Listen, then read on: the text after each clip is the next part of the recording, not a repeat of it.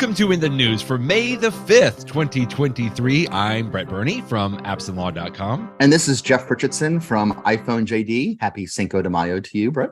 Happy Cinco de Mayo. What a great week. This is a nice way to end it here. And Jeff, let me congratulate you on the 4 cents that you have earned in interest at your brand new Apple savings account. I appreciated that you covered this today. Indeed. You know, it's funny that Apple is becoming more and more of a bank. In fact, what's left but a bank? You know, they have a credit card. They have, you can store money with them. They have a savings account. Right. I think they may be a bank.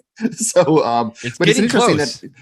Apple announcing that they, 4 days into opening up their savings account, that they have $1 billion in savings, and who knows where it will go from there. I mean, I don't know enough about banking or anything like that, or the relationship with Goldman Sachs to know how, they make even more money with a savings account where they're giving you back a little bit.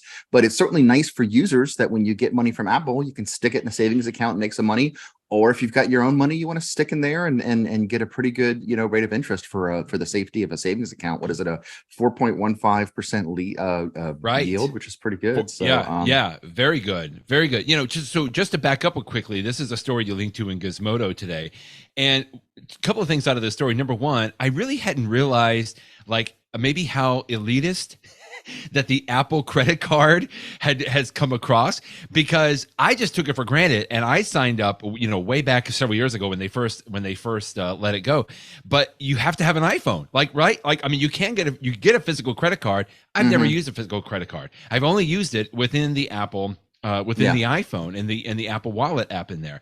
But then the second thing, the reason we're talking about this today is I love it because the Apple credit card, not unheard of for credit cards, you get 3% back in many of your transactions, right? At certain retailers, certainly at Apple, and Exxon, for example, and Walgreens. The rest of those, if you use a credit card, the Apple credit card, in other places, it may be 2%, it may be 1%. That said, that money comes back, and the way that it comes back is in your Apple Wallet. You get it back in the Apple Cash, which I used to find this to be very confusing, Jeff, but now I love it because the Apple Cash is like another card, but it's almost like it's I can use that. Like if I go to the coffee shop and I don't want to have cash with me, but I can pull it up on the Apple Cash and almost pay for it almost like a credit card. That's exactly. A lot of explanation there. But the reason we're talking about this is because, as you said, Apple has now expanded this, that instead of just having the cash back, you can actually have that cash that you get back on the Apple Cash card from the credit card to put into a savings account. That's where we are right now. We talked about this for a long time, but they finally let it happen. And it's nice that you can earn some interest. I mean, I joked today about having 4 cents, but the only reason for that is because I just bought a brand new Mac upstairs, and I used I had like $700 that I had stored up in there. So now I think I've got like $20 or whatever. So I've got very little, and thus my interest was very small. But if I let that accumulate over the next year or two, it's going to add up over time. And even if it's just a few bucks here and there, sure, why not? I have to say that any Apple purchase that I make, I will use the Apple credit card. Absolutely. That's a no-brainer. And and I got to tell you, just as another little quick tip here, even if I elect to do like a 12-month pay period, Jeff, so I go in and I buy a new MacBook Pro and I pay it out without interest over the 12 months, right? So a monthly payment, but they'll give me the full 3% as soon as I make the purchase. I don't know how that shell game works necessarily specifically, but it's nice because there have been some, a couple of months or so where I've bought several different products and I've racked up, close to a couple $100 just in making some of those purchases there, which is really nice. Yeah, you're reminding me, although we didn't have this on the agenda for today, Apple also has this bank-related feature of sort of like, extended payments over a 6-week period. And I noticed that they've been rolling out slowly. I noticed just this past week that when I would look to my wallet app, it said at the very top, you can click here and go ahead and set it up. And you don't actually use it until you have something. But, if I had a purchase, something big like a computer or something like that, and I'm like, I don't want to have to necessarily pay for it all right now, but I'll pay for it, within 6 weeks. It just gives you a little bit more options. So I know that Apple has been slowing rolling that out, and it finally ended up on my iPhone. So lots of things are doing in the bank system. Yeah. Just really cool. I mean, and so the reason we're reporting on this, you linked to the story that the reports so far, I don't know if they're official from Apple yet, but the reports is $1 billion with a B, $1 billion has been put into the Apple savings accounts in the first 4 days. And I don't think there's anybody stop it. It's just going to keep on rolling. It's so easy the way that you can do that within the Apple ecosystem. Something else that's going to keep on rolling is Apple CarPlay. we had a story last week, 2 weeks ago from GM that I was a little infuriated by. That GM says, you know what, we're going to do our own kind of a car interface, right? We're going to have, it's like, we know that there are many Apple iPhone users out there that must like their CarPlay, but we're just going to do our own thing. But thank you, Ford. We're coming back around and saying, you know what? They even estimate 70% of Ford car owners are Apple customers. And I think they're making the right decision here, Jeff. They're going to stick with CarPlay. Yeah. And it's interesting because Ford did not initially support CarPlay. They had their own system that owned, I want to say it was like a Microsoft system or something like that, but they had their own system and then they gave that up and now have embraced CarPlay. And at the same time, since General Motors made that announcement a couple of weeks ago that they were moving away from CarPlay, I've read reports that they've talked to some analysts of, we see all sorts of opportunities for monetization in the future and selling, it becomes clear that GM has dollar signs in their eyys of, if we have our own system, we know where all of our people are located. Maybe we can sell that location. I mean, I don't mean to put words in their mouth, but you get the sense that they want to explore the possibility of what personal information about its drivers could it sell to others and try to monetize. And that always makes you feel sort of icky when people are selling the information about you, as opposed to, and Apple, of course, is famously, will not do that with its privacy. So, it was sort of a nice little PR thing for Ford to say, oh no, we're staying. And like you, I also thought it was interesting for them to say that 70% of Ford owners use an Apple device. This story on iMore has a quote from the CEO, Jim Farley. He said, he told the Wall Street Journal, in terms of content, we kind of lost that battle 10 years ago. And he's talking about exactly what you just talked about, Jeff, and the fact that, they tried it before. They've tried to do their own thing and they realize, okay, it's not going so well. So he goes, get real with it because you're not going to make a ton of money on content inside the vehicle. It's going to be safety, security, partial autonomy, and productivity in our eyes. So I don't know. Hey, I'll pick a Ford over a GM now, almost because of that. And in fact, I know we've talked about this. I just rented a car, and sure enough, one of the top priorities is, it has to have cruise control and CarPlay. Absolutely. Right? Because it's like, I got to have both of those now in order to enjoy my experience. And speaking of which, I know we talked about this as well. This is another great story on 512 Pixels by Stephen Hackett, where he's talking about the cars today have bigger and bigger screens, right? Because pretty much our way that we interface with our car today is by that primary screen, usually in the very center console on the dashboard. And I hadn't thought of it this way, but I'm so glad you linked to the story today because I have been getting into cars that have bigger screens. And I love it because it's just more real estate for my CarPlay. But there are some screens in CarPlay that don't really translate the best into the bigger screen here. And Stephen did a good job of going through this. Yeah, he has lots of screenshots that you can see it. Obviously, if you're looking at maps or something, then taking advantage of a huge screen is great. Oh, it's but great. For some of the user interface things like the buttons, apparently the button size doesn't get bigger with the bigger screen, and so you just have a lot more space between the buttons. But the buttons themselves are smaller. So Apple needs to rethink this, and I think that they actually are rethinking it because Apple showed off maybe a year ago at their WWDC that they already have their vision for CarPlay that'll work. In fact, you're showing a picture of it right now on the screen.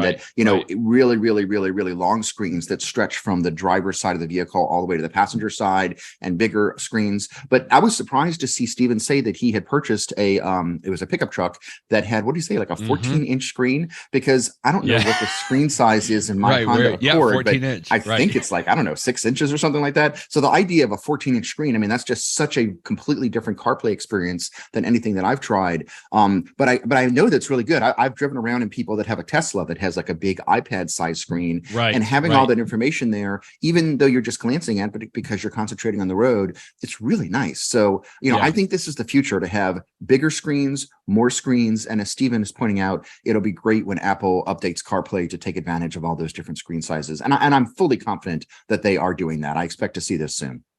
Which, by the way, Tesla still does not support. CarPlay, Correct. if I'm not, if I'm not mistaken. I just got to tell you quickly on this. I think I mentioned this a couple of weeks ago as well. We just got a new Subaru, a 2023 Subaru Outback. And one of the things that I liked about it is it has a bigger screen, but it's not in a wide aspect. I would almost call this screen, Jeff, to be in more of a portrait aspect. It's like 10 inches tall and maybe I think maybe 5 or 6 inches wide, if that makes sense, right? So it's like a bigger screen, but it's not in a widescreen format. But I got to tell you, for all the reasons that Steven talks about in here, I love the maps on that Subaru screen. I love being able to pop into, there was actually a couple of views. And it's funny now that I just think about this, and this is really diving in deep into CarPlay, but today in CarPlay, I wanted to customize the screen, which is really going to Steven's point here a little bit. But in CarPlay, there's a couple of different options here, and this little bottom left corner here. One of the views is a little checkerboard, almost like a little checkerboard. But then there's another view where you can put several items on. You can have a map on like the left side, and then it has like, you know what I'm talking about? Oh, I like that view. I use it all the time. Yeah. I do too. Exactly. But here's the thing, Jeff, I liked having the map on the left side, and then it would have like the next turn direction on the upper right. And then it would have like whatever music is playing on the bottom right. So it would have like 3 little panels. It was great. The problem was, however, that in the bottom right, if I had a calendar appointment, it would pop up there.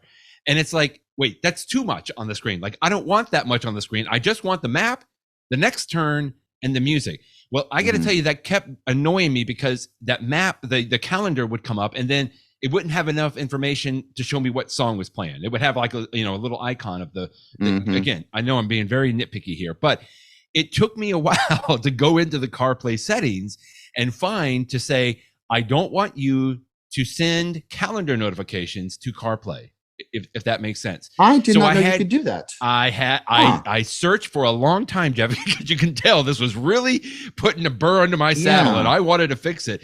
And so, just to the point I was so glad you linked to this, because I wish that I had an easy way that I could have customized my CarPlay interface, because I had to go like 3 different places to turn off all the notifications, and specifically just within CarPlay. So I know that's that was a good a lot way of to do it. explanation there. No, that's a good. And again, I didn't know you could do it, and so you could sort of hack your way to making the display show what you want by turning off certain notifications. But when you think about it, specifically this mode of CarPlay, it really is like widgets on an iPhone that you have like one piece of information on the left and then a small box on the right. And it would be great if, much like you can now on the iPad and the iPhone, control, this is the widget I want here. Here's how I want this one bigger because I want to see more information. This one can be smaller. I don't see any reason why Apple couldn't do that and give us the customization. And people like to have things just so in their car. I think that would be a really well received feature. So good idea. Yeah. I agree. Well, and I'm getting excited because in about a month now, right? I think it's June 5th at WWDC, and we are looking for announcements. Like I'm really anticipating that. I mean, everybody gets excited about what's going to be brand new, and I'm sure there's going to be something new and funny. We've talked about that, but I'm really excited about. I want some tweaks, some improvements on CarPlay, and I got to tell you another area. You saw some of these same headlines this past week too in the Apple Watch. Like, are there going to be some new improvements in the Apple Watch interface, which I'm pretty excited about. I would love to see that. Yeah. Let's go from CarPlay to security. So if you have an iPhone and use it with CarPlay, you might have seen something interesting this past week. You saw it and decided to install it. The first rapid security response update, Jeff. Yeah, it's a really great feature that Apple announced months and months ago, but they finally have implemented it. And I still haven't heard for sure that the one that they pushed out this week was a real security fix or whether it's just a test to make sure that it worked. Right. But I mean, either way, I like the idea of it, which is that if there's a security flaw, Apple should update it quickly. I mean, you don't want to have a security flaw on your phone. And if you go to a malicious website, the next thing you know is it's done something to your phone. And so if Apple has a fix for some sort of flaw like that, they should push it out immediately. But for years and years and years now, Apple has waited until the next version of an update was available, whether it was a big number like 16 or like a 16.2 or even a 16.2.2. But the thing is, they have a lot of things planned for those. And it was difficult for them to separate out the security update from the features update. But now they can do that. And so they have the system, and it was done this week, where it's a relatively, because there's very few things in it, it's a short download, much shorter than typical security updates, takes much less time to install.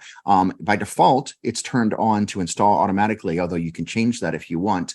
And what I did not realize when I wrote about it later this week, but I had linked to this article by Adam Engst and TidBITS, is that it's actually pretty sophisticated. I mean, you don't need to understand it at this level, but it's pretty sophisticated what they're doing, because since the operating system is so important, obviously Apple has that encrypted so that no like third party could come monkey around with it. And so Apple had to find a way. Like, one thing that they did is they took the part of the operating system that deals with Safari, because web browsers are a notorious source for hacks. So Safari and some other things, and they sort of separated it from the main part of the system so that, and they were separately encrypted, as I understand it, so that they could just focus on the part of the system that needs to be updated to fix the security hack without touching the rest of it. And that's part of the reason that the downloads are smaller and that they're faster. So I love that Apple now has this nimble ability to push out a fix as soon as it happens. Because again, obviously, hopefully none of us will be exposed to it, but you hate to be the person that it's like, oh my goodness, little did I know that I clicked on this website and it caused a problem for me. And Apple had a fix. They just didn't push it down yet because they weren't ready. Hopefully those days are over. So that's fantastic. I have been traveling this past week, so I did not actually update to 16.4.1. Which you needed to have this. Which you need to have this. In fact, I just upgraded this morning, and sure enough, my phone says, hey, you can upgrade now to 16.4.1 paren A. It's like it's now a parentheses, like you talk about. The letter tells you that there's a security update. Exactly. And I'll also tell you, Brett, that even if you had updated, you might not have received the update at the same time as me. Because Apple still does, because they're pushing this out around the world to who knows how many iPhones. And so they do, like, this, I don't know if they do it by parts of the country. Actually, I know that they don't, because within my same household, I got the alert on my iPhone.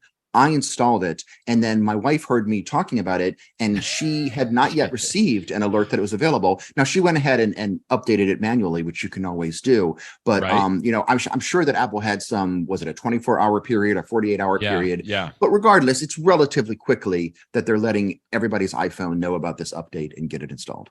Yeah. So the takeaways here: make sure you're updated to 16.4.1. That was a few weeks ago, I think, a couple of weeks ago or so that was out. And then just wait, because that rapid security response will come out. And I think you did a good job of explaining it. Adam Engst did a good job of explaining here in this TidBITS article too, that the good news is you don't really have to do anything manual. Like this design it to where it's going to happen, and if it pops up on your screen, well, now you can accept it, and don't be too nervous about it.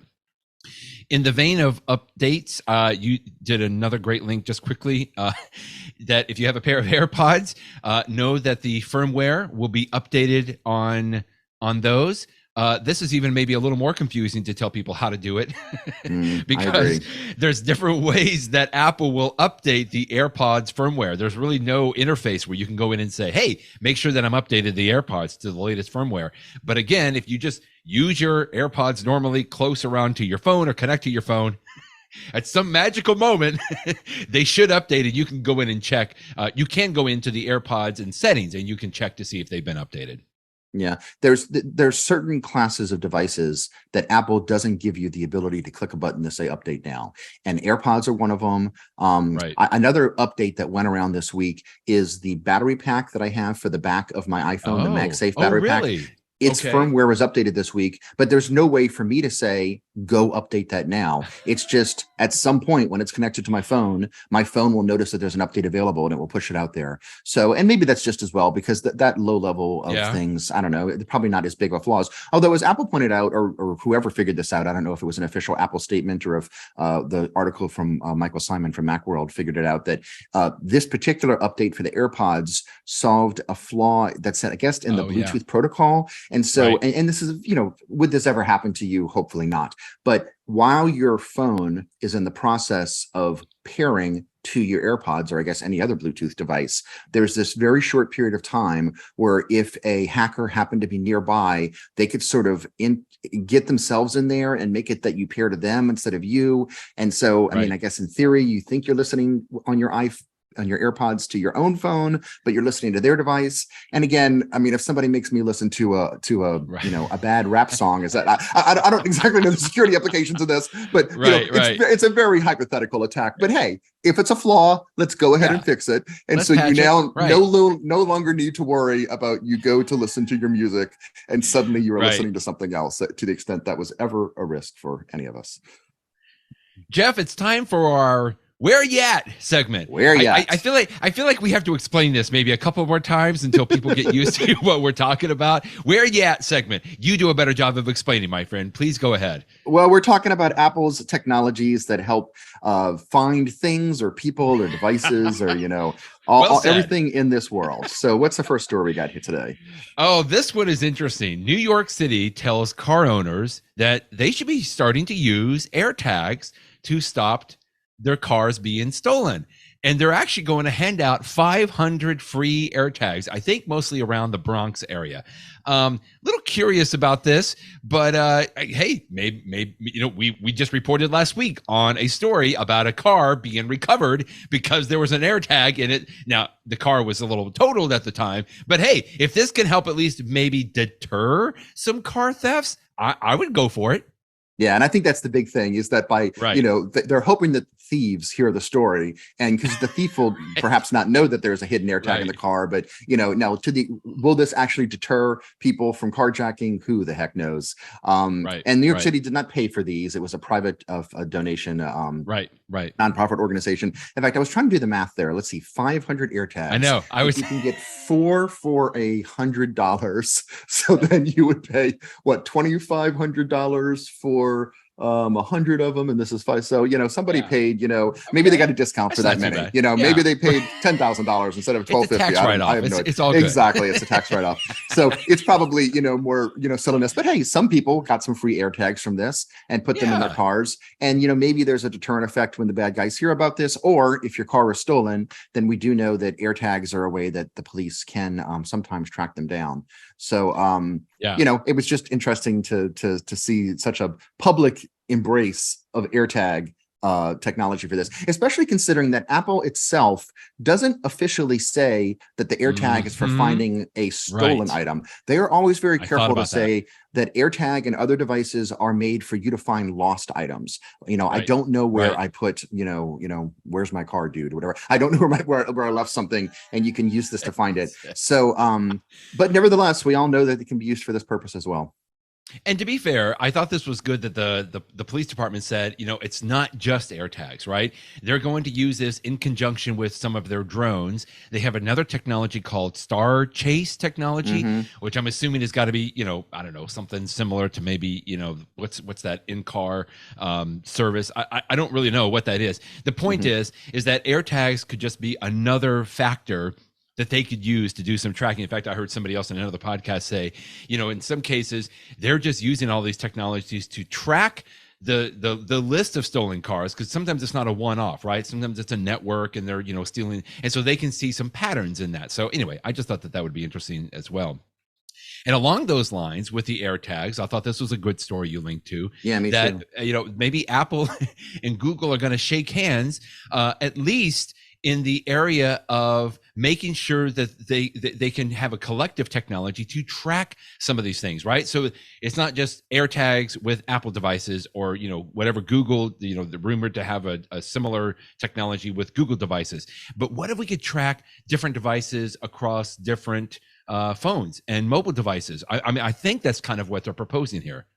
Yeah, they haven't been they haven't given us all the specifics, but I agree. I think the idea is, in order to prevent an AirTag or a similar device, like just an iPhone, for example, from being used improperly, like let's say one person is trying to stalk another person. So they hide an AirTag in their car, or they hide an iPhone in their purse or something like that, so that they can track that person. Nobody wants that to happen. And so Apple has tried to make it that when when something like an AirTag, for example, is traveling with a person that's not the owner, it will eventually beep so that the person has an alert of, wait, why is there something in here beeping? And they can find the AirTag. And that works if you have an iPhone. but Right. it doesn't work the same way if you have an Android, although Android does have more limited ways it can work with AirTags. And likewise, Apple's approach works with its Apple technology, but there are other companies out there like Tile and others that sell similar things. And so I think the idea is that if the two major phone manufacturers, Apple, the operating system manufacturers, Apple and Google with Android, if they come up with sort of a common system of standards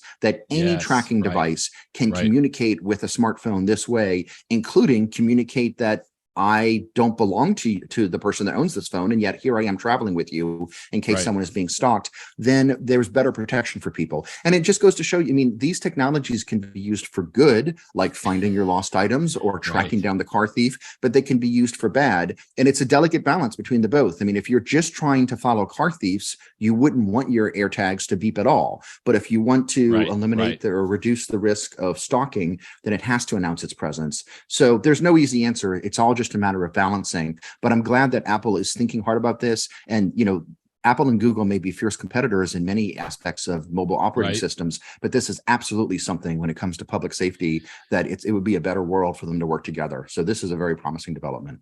I always like to see stories like this. I just hope that they put it on a fast track, right?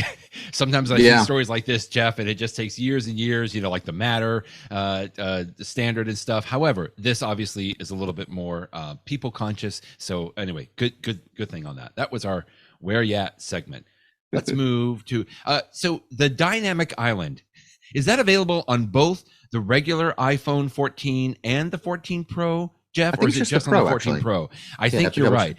Yeah. We talked about the dynamic island a lot several months ago, obviously, when the iPhone 14 Pro come out. And I got to tell you, I just take it for granted now. It has completely gone into my normal mode of interfacing with my phone, even to the point where I pick up somebody else's phone that's not an iPhone 14 Pro. I'm like, wait a minute, why can't I access the dynamic island? I love it. And so I was thrilled to see that 2 more services are going to start using the dynamic island, including Uber Eats, which is great because when I travel, I sometimes will get Uber Eats, and I have to open the app, the phone and the app every single time that I want to go and check on the status of my order. I love the fact that it'll be up in the top now because I've been using the dynamic island for the Flighty app all the time, which is great. Sure, and what was the other app that you mentioned? Google Maps putting its directions Google in Maps, there. yes. So, you know, turn by turn directions. And it doesn't even necessarily mean driving. I mean, if you were using Google Maps to just walk around a big city, you know, how nice to be able to glance at the front of your iPhone to see I'm turning left, you know, 2 blocks ahead, turning right. Absolutely. So, so I think, you know, these are 2 sort of heavy hitters, you know, these are really going to add a lot of usefulness. And as you said, not many people have the dynamic island because you have to have the newest higher end phone. But my hope is that this is a technology that Apple, you know, continues with, and we eventually get to the point where multiple generations of iPhones have it, both the high end and the lower end. And then by the time that happens, if all of these companies are supporting the technology, then it'll be great because, you know, third-party support is what you really need to make it truly valuable. I think the Apple Maps have been supporting, obviously, Dynamic Island from the very beginning. Day one. Yeah. I happen to be one of those folks that I still think Google Maps is superior in many ways, and I would typically do that. Although I will tell you, when I'm like walking around a big city, urban area or something like that, I will turn to Apple Maps. I just like the turn by turn, and that works on my Apple Watch as well. And I love having the dynamic island. So I was thrilled to see that story that Google Maps is going to be including that as well. And if you do have an iPhone 14 Pro and you are looking for some lovely new wallpapers that will basically take advantage of the dynamic island. This was a great story. Thank you. I think I've already downloaded like 3 or 4 of these. I love any kind of creative, innovative wallpaper that can take advantage of some of the additional components on the screen. I think my favorite down here was the static island, dynamic island wallpaper. That was great. To be clear, we are talking about, you know, just wallpaper backgrounds. These are not taking advantage of dynamic island the way that, you know, Google Maps says. Yes. This is just taking advantage of the fact that there's a big circular, you know, black area of the screen, and how can you draw the picture underneath it so that the circular, the black oval is incorporated into the picture. The one where the oval is one of the 2 eyes, I thought was particularly cute, and the one that sort of turns the oval into a cat, or the one at the very bottom. Yes. You know, those are sort of cute ideas. The one that it's like an astronaut holding a camera or something like that. I love that one. These the binoculars. Yes. We've got some clever artists that have come up with clever uses of it. So back in the day when you got an iPad, you had some limited options for getting a keyboard with that iPad until one day Apple decided, hey, we can make our own iPad connected keyboards, which I got to tell you, since Apple started doing that, those are the only keyboards that I typically will get for my iPads. Another company we talked about several times, I know we've linked to some stories, Logitech makes some very good keyboards for the iPad. And I will run into folks every once in a while that either they just didn't like the keyboard, the way the keyboard felt, from Apple's keyboard, and they preferred the Logitech keyboard. And that's great. It works. One of the companies I remember from a while back, Jeff, is Brydge, Brydge. And way back in the day, before Apple offered their own keyboards, Brydge was like the high end that you could get for an iPad keyboard. I didn't even know that, I guess because I hadn't been paying attention, that the company is no longer with us. And this was a really in-depth story from 9 to 5 Mac from Chance Miller that you linked to today, which is it's a little sad, a little bittersweet, I think. But this is a very good example of Apple Sherlocking a company, is the phrase that we use, simply because I don't know if people had much use for the Brydge keyboards any longer. Yeah, Brydge was innovative when it came out because it was, although there had been many Bluetooth keyboards that were separate, it was one of the first that sort of combined into a clamshell. So it basically turned your iPad almost into a laptop computer, where the keyboard was at the bottom and it was connected to the iPad screen at the top. And it used these little clamps to do it. But what it did not offer, I mean, it was just a keyboard when it first came out. And so then Apple comes out with the Magic Keyboard, which not only has it's a different design, but it's the same idea that your iPad can work the same way that a laptop computer would.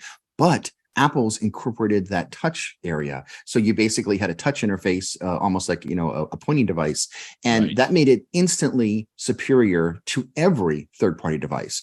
And then what Apple did is they partnered. Apple has a long-time partnership with Logitech. Logitech's an independent company. They make their own things, but they often get sneak peeks from Apple. And, my sense is that Apple engineers help Logitech to understand the technologies, so that Logitech will often come out with like their own keyboard, but it will have a touchpad that's just as good as Apple's, whereas other third parties like Brydge didn't have access to some of those same resources. Although this article describes how they got some of that, a little support over time, but not enough. So, I mean, it was just sort of inevitable that unless the third party just had endless financial resources to develop things, they were going to always be at a disadvantage compared to Apple's own projects and the Logitech products that were developed in cooperation with Apple. And even though Brydge had some interesting ideas for their products, it fell apart earlier this year. So there were two interesting things about the story. I mean, one, just like you said, it was, I also had not known that Brydge was no longer, as of a few months ago, in operation. But this is not like a 4-paragraph story. This is an in-depth story of the highs and lows of the company. And just from sort of, if you enjoy reading business stories about how businesses, start off promising and then ultimately, due to external factors, cannot succeed. I say external, maybe some of it with some internal mismanagement as well. But whatever the sources, they are no more. And yet, there was an article I did not link to today, but it was from Jason Snell over at Six Colors, and he pointed out that while he was really interested with Brydge keyboards in the beginning, the day that he started using his Apple Magic Keyboard, he no longer had a use for Brydge keyboards, because there was just never a reason when you needed to have a Brydge keyboard if you could instead have an Apple keyboard. So, good point. Yeah, and that story is actually good too, because as you mentioned, that one point Brydge did work with Apple and they were trying to collaborate. But anyway, just with some interesting insight into, people ask all the time, well, why doesn't Apple work with this company, or why can't I work? Well, that's a little bit of an insight on there.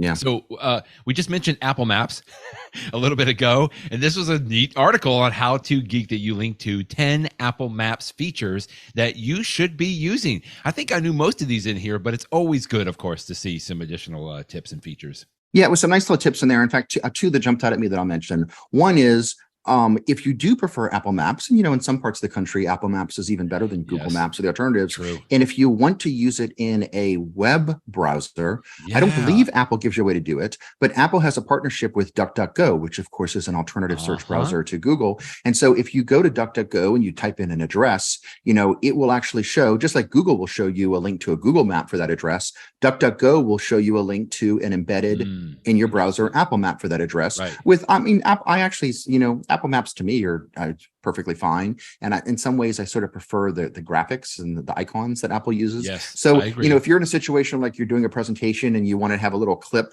of a part of a map that you sort of want to use in your presentation, and if you, instead of wanting to have the Google Maps approach, want to use Apple Maps, you can now do that from a browser. So it's just interesting to know that DuckDuckGo has that available. And another feature that I thought was interesting in here, and this is sort of an old tip, but find your parked car. Even if you don't manually do anything, if your iPhone is with you and you park your car, the iPhone will sort of sense, hey, I had been in a car that was driving around and then we stopped and now the person is walking around. And then at the end of the day, you're like, where did I park my car? Without you even if you didn't manually set it, you can look in the Maps app and it will show you where it thinks you parked your car, and you go, oh yeah, am I to the left or to the right? Oh, I see, I'm over here to the right or to the left, whichever it is. So it's and some other features here too. So there's all sorts of tricks and Apple Maps that you should know about. Good stuff. I'm glad you linked to that. If you were ever questioning whether or not that the iPhone could survive skydiving, the answer is yes. In fact, I love this little video that you linked to here. You don't even need to worry about giving the iPhone its own parachute. Apparently, it can fall. Was it 14,000 feet? Now it might embed itself a little bit in the ground, in the dirt, in the mud. And this one did have a case on too. This one did have a case. This was great. Thank you for linking to this. I mean, first of all, I think it may be the first time I've linked to a TikTok video on iPhone JD, but it's only like 15 seconds. Nice embedded. But you see the person jump out of the plane, and you can very clearly see from the video that someone was taken, you see the iPhone going out of its back pocket, and you're like, oh no. But somehow they managed to find it, which is as impressive as anything. That's probably another Where Yat story, how they even find the iPhone using Find My technology, and then to find that it had fallen on a soft enough place that it still worked. That's pretty impressive. I felt it was funny. Like you could hear one of the other gentlemen there when they find it. It's like Excalibur, like you're pulling it out of the ground, because it was about halfway buried in the ground, because it literally, and he picked it up and he's like, just fine. It kept on working. Yeah, he does have a case on it, to your point. I didn't even realize that initially, but it's probably an otter case, one of those high-end cases. But yeah, as soon as he jumped out of the plane and I saw that fly up, I'm like, oh, it's just like I panicked immediately on that. But I'm glad that they recovered it, and happy ending to that story on there as well. In the know.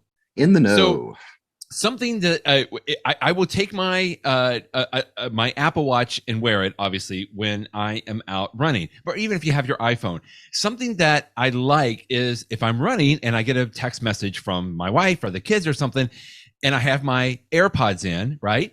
The Apple Watch or the iPhone will read the text message to me. So Siri will do this. I think they officially call it announced notifications. It'll happen. It does it automatically, which is what I love about it. It does it in CarPlay. Exactly. And I like that. The problem is, Jeff, that sometimes I'm out running and I'll get a text message about an update on an order, or it'll be a text message from a company that I've purchased things from. And it's like, hey, happy Mother's Day. Here's a 25% off coupon. We hope that you come and visit. And it just goes on and on and on. And I'm like, Siri, shut up. Like, I don't need to know the rest of that text message. I don't want to hear those text messages. Well, so a couple of things that I found on there, because I don't want to, I tried to not want to turn it off completely, because I do like having those announced every once in a while. So this is only when you really need to have AirPods in. And for me, at least, if I've got my Apple Watch that can receive text messages, so I've got a cellular plan on it, or I've got my iPhone with me. So a couple of things quickly. You can go into settings and you can go into notifications, and you can actually go down into the specific thing. Like for me, I went to messages, and I can just say, don't announce the text message notifications. Now that's kind of that's a little more than I want to do, right? Because that kills all of those notifications. But if it's something that, annoys you the way that it annoyed me, at least on that aspect, I can just go into settings, notifications, and go to the announce notifications section. And I can say, turn off announce notifications for specific text messages. Now, another thing that I think I like a little bit better is, I didn't know this, but you can add the announce notifications widget in the control center. Well, I call it a widget. That's not the right. No, that's like useful. I didn't know you could do that. Yeah. You could go into your settings, go to control center, and there is a button called announce notifications. It looks like a little bell with a sound wave on it. Now, in order for this to work, you have to have your AirPods in and connected to either your Apple Watch or your iPhone, because this will appear in Control Center in the same place. And if you tap and hold on that announce notification button in Control Center, you can turn announce notifications off for the entire day, or you can say mute for 1 hour.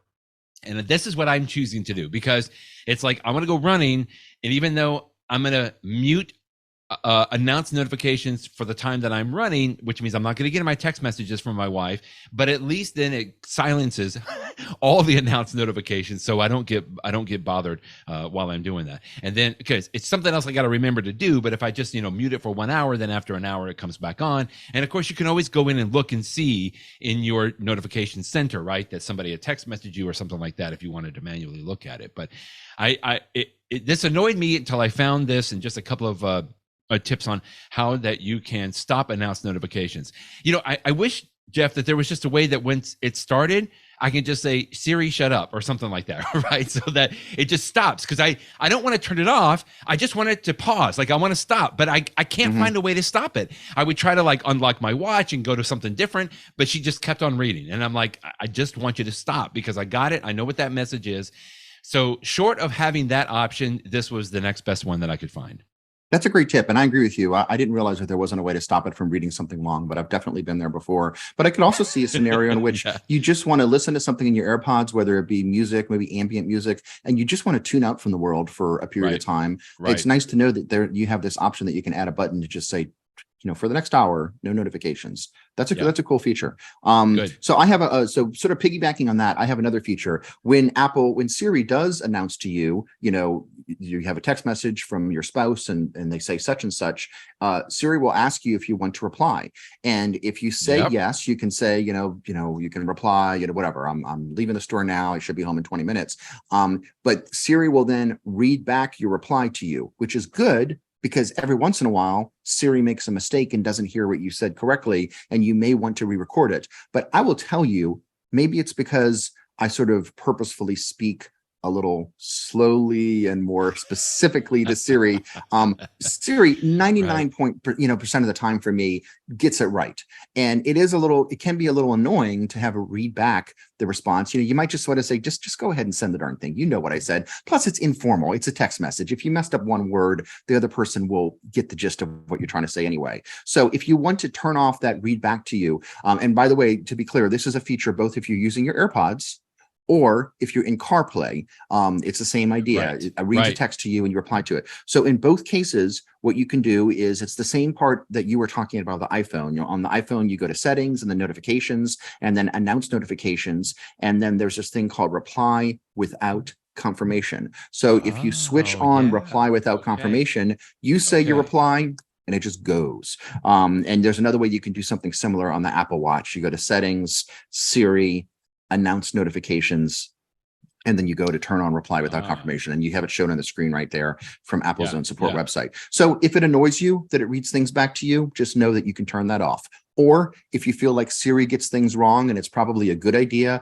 to reread your response before it's sent, then you can leave it on, but you have a choice which way you want to go.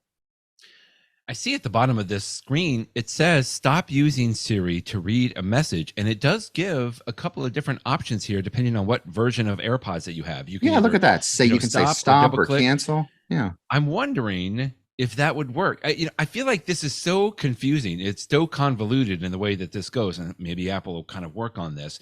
But that's all I want. I just want to be able to quickly click something or tap something to say, okay, stop reading. I got it. And maybe I'm going to try this. I've got the AirPods Pro 2nd generation, press the touch control. So I'll try that. I'm not, what do they mean by touch control, et cetera? Okay. Yeah. Just so they squeeze the stem of it, basically. Yeah. Squeeze the stem of it. Exactly. Okay. Or tap. I thought I tried that before. Yeah. Because I'm clicking everything. When it starts, because I don't want to stop, right, and look at my watch. I'm just I remember I'm tapping everything, tap the song. No, I'm going to go back to Spotify. I want to hear the song. I'm going to try it again. I'm glad that you linked to this as well, because I actually did turn off the reply with confirmation. I think I did that a while back because I just, I think she asks you, would you like to reply? Do you want to reply? Do you want to say something? And I'm like, I don't need you to do that. Just listen for a second and I'll tell you if I want to reply. Anyway, I feel like there could be some easier ways to kind of customize this I don't have a better idea yet. But hopefully, some bigger brains than mine at Apple are working on this on there. But anyway, that's good. It's good to know that there are some options here that we can certainly look at. Good stuff. Good tips. Always good tips. Thanks, Jeff. Like this, and happy Cinco de Mayo. Last night, I just got to tell you, I finally got my family to watch. This is, let's see. Well, I call it the sixth Star Wars movie, right? Because yesterday was, of course, May the Fourth be with you. So we ended up watching what was that? The Revenge of the Sith? Is that number 6? How can I not even remember this now? Anyway, it was good. It's like happy 4th. May the 4th be with you to everybody, and Cinco de Mayo. And thanks for joining, Jeff. Appreciate it. Star Wars out of the way yesterday. We got it all done. Yeah. Today we all get our margaritas for Cinco de Mayo. Lots going on this week. Right. It's a busy week. A lot going on this week. Okay, great. We'll talk to you next week, Jeff. Thanks again. Thanks, Brad. Bye-bye, everybody.